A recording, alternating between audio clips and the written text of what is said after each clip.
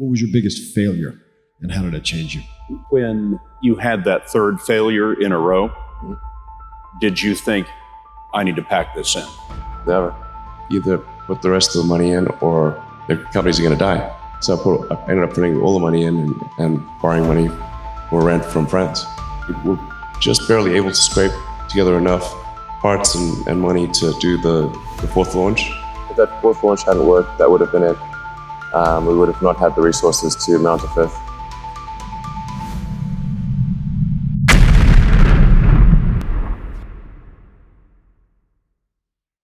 ...2008 was brutal.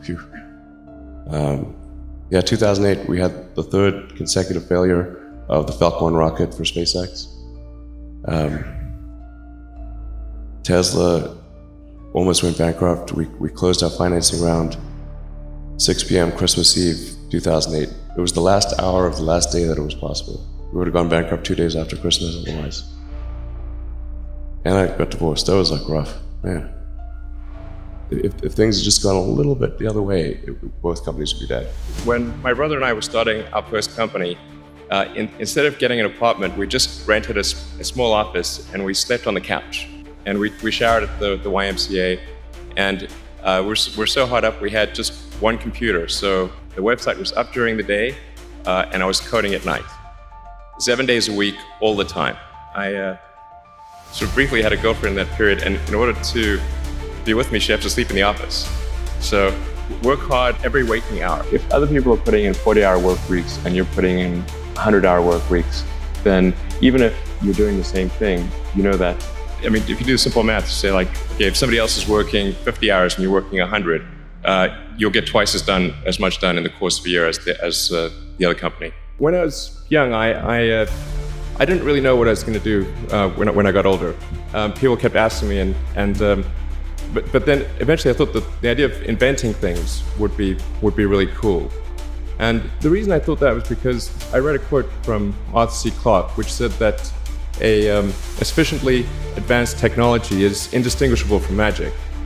And that's really true. If you go back, say 300 years, the things that we take for granted today would be, you'd be burned at the stake for. Being able to fly, that's crazy. Being able to see over long distances, being able to communicate, having effectively with the internet a group mind of sorts, and having access to all the world's information instantly from almost anywhere on the earth. This is stuff that really would be magic, or would be considered magic in times past. One of the most difficult choices I've ever faced in life was in 2008. I think I had maybe $30 million left, or $30 or $40 million left in 2008. And I had two choices.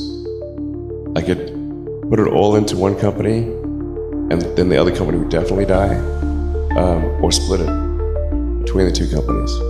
But if I split it between the two companies, then both might die. When you put your blood, sweat, and tears into creating something, building something, it's like a child. Were you a little naive when you thought I can easily build an electric car and a rocket?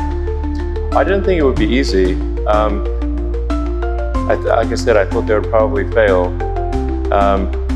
But creating a company is almost like having a child. So it's sort of like, how do you say your child should not have food? I couldn't bring myself to do it, so I split the money between the two. So once you have the company, you have to feed it and nurse it, and take care of it, even if it ruins you. Yeah.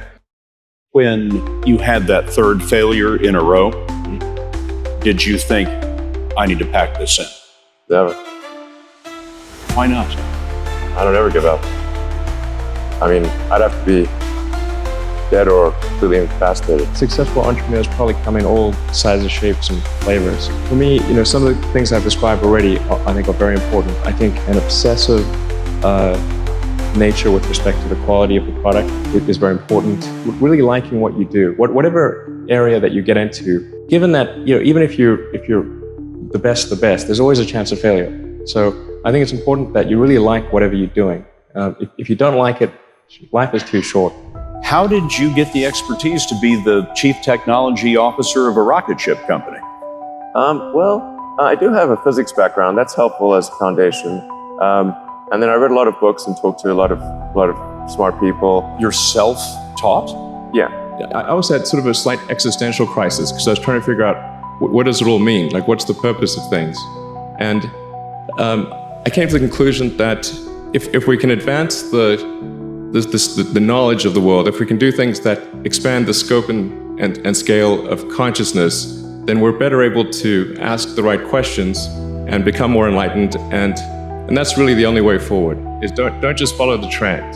You may have heard me say that it's good to think in terms of the physics approach of first principles, which is, rather than reasoning by analogy, you boil things down to the most fundamental truths you can imagine and you reason up from there.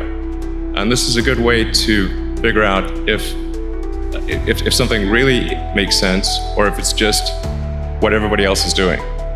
If you're trying to do something new, it's the best way to think. If you like what you're doing, you think about it even when you're not working. I mean, it's something that your mind is drawn to. And if you don't like it, you just really can't make it work, I think. You need to work super hard.